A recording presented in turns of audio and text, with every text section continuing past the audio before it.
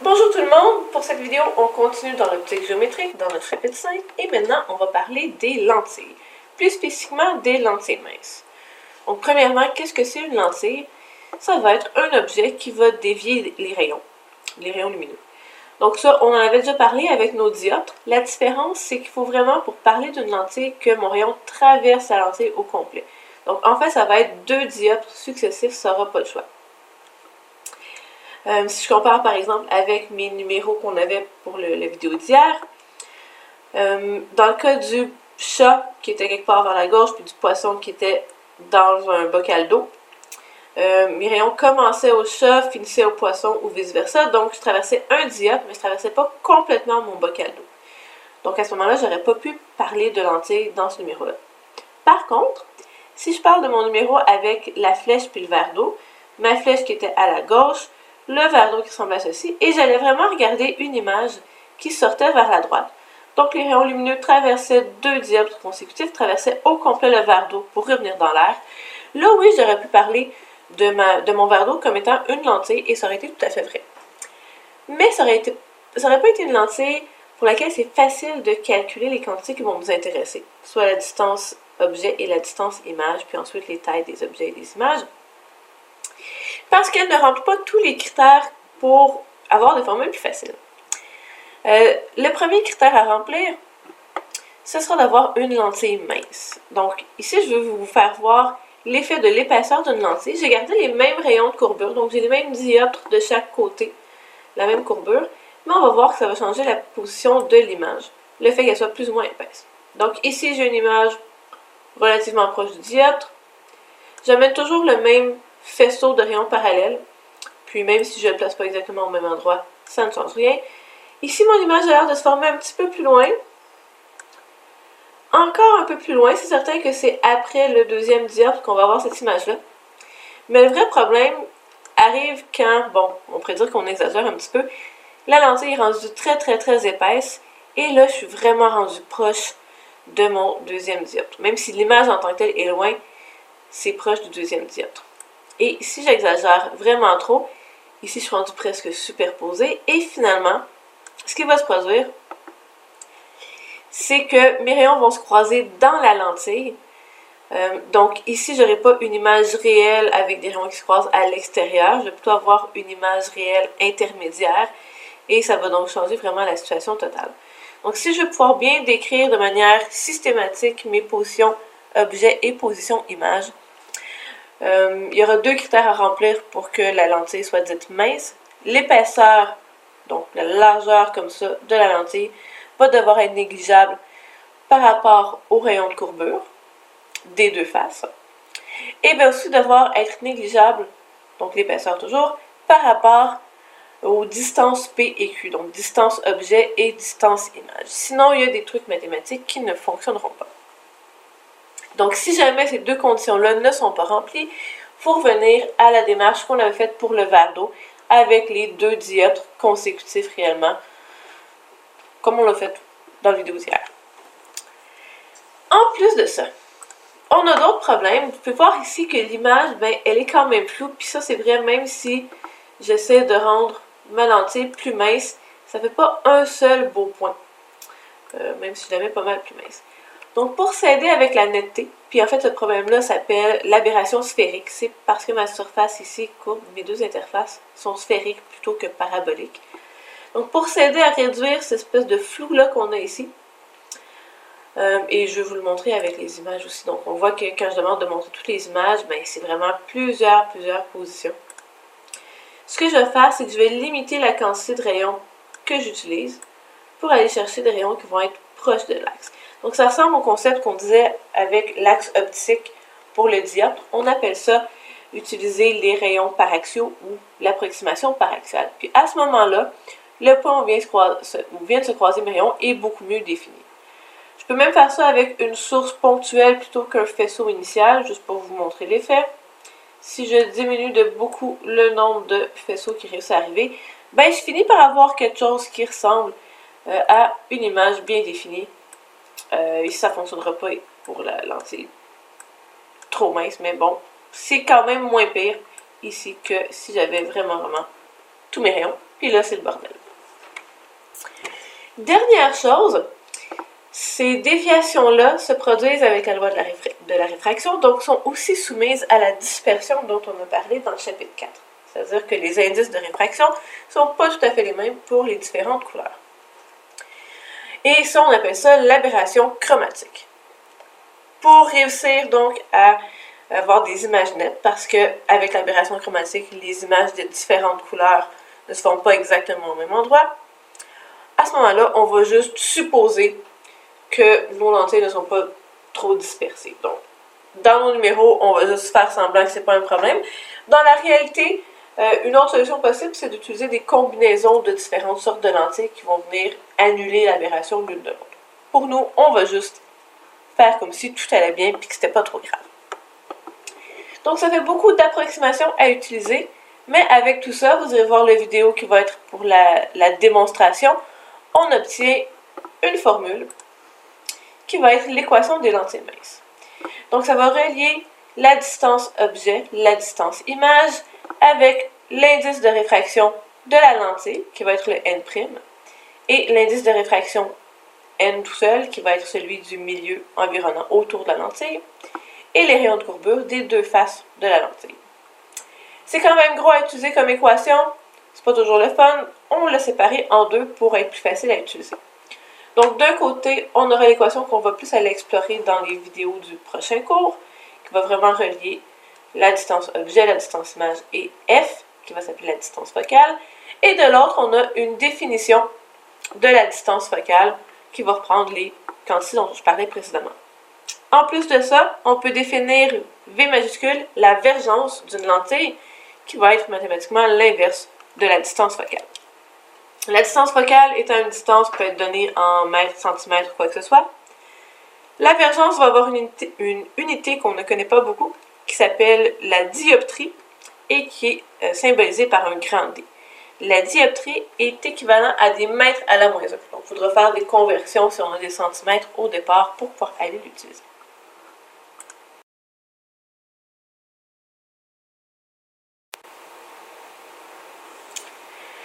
Donc, ensuite, je vais vous montrer les calculs à faire pour calculer les distances focales. Excusez-moi, mauvais fichier. Ici, voilà. Donc, on va faire deux des exemples du tableau que vous avez à compléter.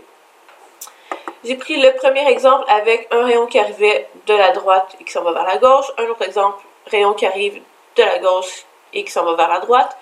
Ça ne dérange pas le sens d'où notre rayon arrive, ça va donner la même réponse finale, sinon il y aurait un problème dans nos lentilles. Donc, ce qu'il y aura à faire, ça va être de déterminer les rayons de courbure principalement, parce que les indices de réfraction, je les ai déjà donnés directement. N égale 1 pour l'extérieur, N égale 1,5 pour nos lentilles. Quand je parlais des rayons de courbure, il faudrait vraiment que je les fasse dans l'ordre où mon rayon lumineux rencontre la surface. Donc, ici, ça va être mon R1 en rouge. Et ici, je vais avoir mon R2 en bleu. Dans le cas de ma lentille C, je vais avoir R1 qui va être celui de gauche et R2 qui va être le dioptre de droite. Pour la lentille A, j'ai le même rayon de courbure, ma lentille est symétrique, mais pour la lentille C, j'ai deux rayons de courbure différents. Et dans le texte au-dessus du tableau à remplir, je vous dis que les rayons sont soit 10 cm, soit 20 cm. Donc là, il faut penser à compléter le cercle pour avoir une idée lequel qui est 10, lequel qui est 20. Si je complète mon cercle bleu ici, ça va me faire un cercle à peu près gros comme ça. Essayez d'imaginer que c'est à peu près circulaire. Et si je complète mon cercle rouge, ça va me faire un gros cercle. Donc, en rouge, ça va être le 20 cm. Et en bleu, ça va être le 10 cm. Dans le cas de ma lentille A, c'était vraiment le même type de courbure que celle qui est de 20 cm. Donc, ça va être mon 20 cm ici. Et 20 cm ici.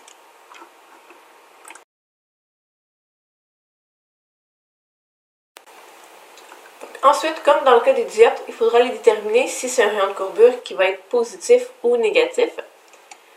Donc, si je commence ici par mon interface en rouge, c'est une interface qui est convexe par rapport aux rayons qui arrivent. Donc, pour les rayons convexes, c'est positif. Pour la face en bleu, quand le rayon va être rendu là,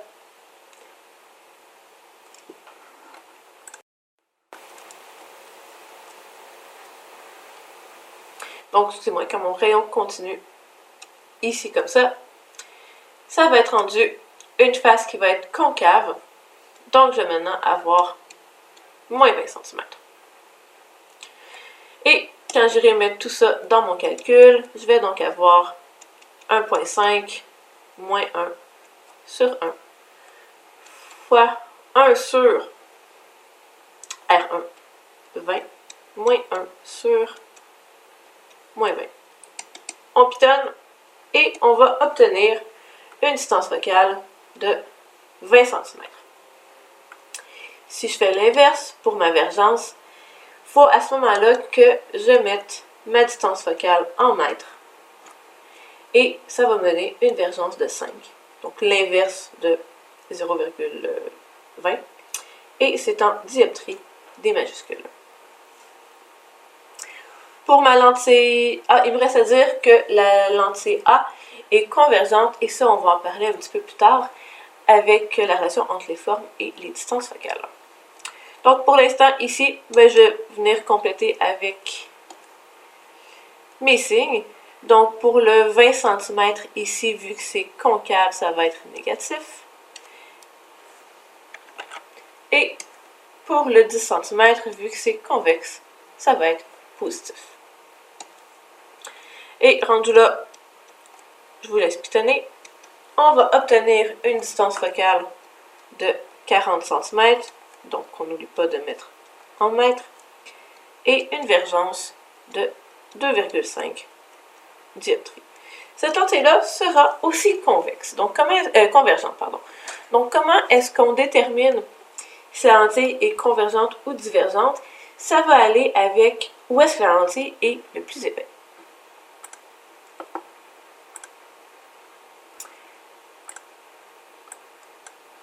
Donc, ici j'ai pris un faisceau parallèle, c'est ce qui nous permet le mieux de voir si la lentille fait converger ou diverger les rayons.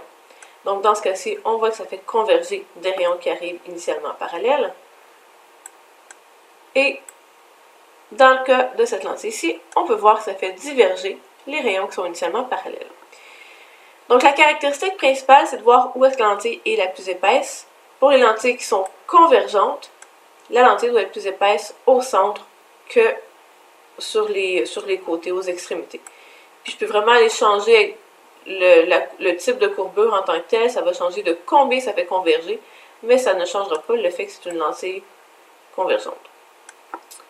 De la même manière, pour ma lentille divergente, tant que c'est plus mince au centre que sur les bords, ça va être divergent. Fait que je peux faire plus ou moins divergent comme je veux, mais ça va quand même toujours faire diverger tant que c'est plus mince au centre. Et c'est sur ça que se basent les schémas pour représenter les lentilles minces. Donc, j'ai ma lentille ici convergente et les flèches, en fait, représentent le fait que la lentille doit être plus épaisse rendue au centre. Et mes flèches ici représentent le fait que la lentille doit être plus mince rendue au centre pour la lentille divergente.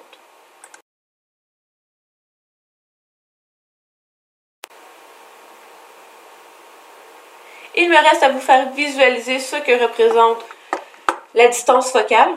En fait, la distance focale va être associée à un point qu'on nomme le foyer. Pour le visualiser, je peux commencer avec, encore une fois, un faisceau parallèle. Et dans le cas d'une lentille convergente, le point donc où les rayons convergent va s'appeler le foyer. Et la distance focale, c'est entre la lentille et le foyer. Dans le cas d'une lentille divergente, je ne peux pas voir le foyer directement, à moins d'ajouter les prolongements des rayons, et c'est là que le foyer va être situé. Donc, les rayons images proviennent du foyer dans le cas d'une lentille divergente. Sauf que un parcours optique, c'est symétrique. Donc, logiquement, mon rayon ici n'est pas vraiment directionnel, c'est-à-dire qu'il peut venir de la gauche et former un point ici, ou il pourrait aussi venir d'un point ici et redevenir parallèle. On va aller vérifier ça avec une source ponctuelle. Et effectivement, si je place ma source ponctuelle au bon endroit, j'obtiens ici un faisceau parallèle. Donc, il y a un foyer, en fait, des deux côtés de la lentille. On parlera plus tard du foyer objet, foyer image, quand on ira faire plus ces détails-là au prochain cours. Pour la lentille divergente, c'est plus compliqué d'essayer de faire ça parce que je ne peux pas aller placer ma source ponctuelle à un endroit qui représentait des prolongements de rayons. Donc, faut que je triche un petit peu. Je ne vais pas prendre ma source ponctuelle directement. Je vais prendre un faisceau parallèle, mais je vais le faire converger avant d'arriver à ma lentille. Et si je place bien ma lentille, ici ma lentille convergente, j'obtiens effectivement un faisceau parallèle à la sortie. Là, on ne voit pas grand-chose, mais si je diminue le nombre de rayons, on peut voir ça. Donc, en plaçant ma lentille convergente au bon endroit, mon foyer, en fait, il serait quelque part ici de l'autre côté et j'obtiens bel et bien mon faisceau parallèle. La situation pour la lentille convergente, c'est une situation beaucoup plus classique. Ça va être un objet. Des rayons qui arrivent en divergent, ils vont provenir d'un objet réel. Par contre, ici, des rayons qui arrivent en convergent, on l'avait vu dans le numéro du verre d'eau, ça va être une situation avec un objet virtuel. Donc, le fait que mes rayons arrivent en convergent vers un point de l'autre côté de la lentille, c'est